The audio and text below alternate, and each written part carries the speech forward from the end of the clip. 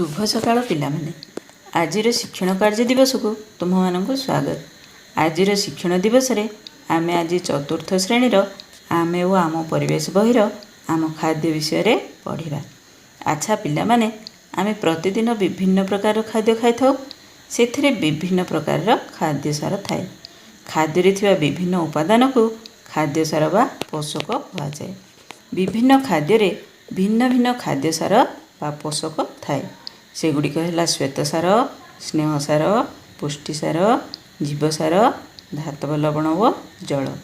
आज आमे श्वेतसार और स्नेहसार विषय किछि अधिक जानिबा। आमे साधारणतः प्रतिदिन अनेक प्रकार खाद्य खाई थाउ।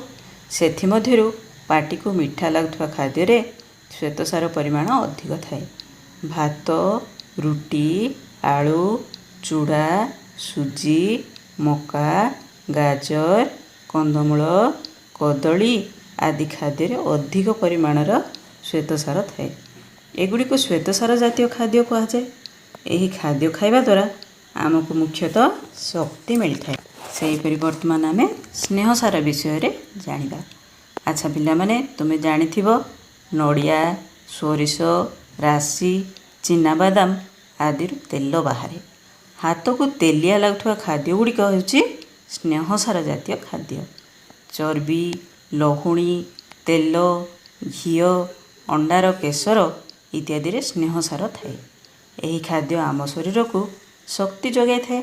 यह शरीर को चिकण रखे और शरीर रे चर्बी वृद्धि करिबारे सहाय्य करे।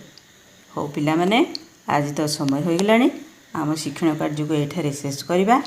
अन्य शिक्षण कार्य दिवस रे तुमे माने श्वेतसार और स्नेहसार जातीय खाद्यर एक तालिका प्रस्तुत करी आनिबो।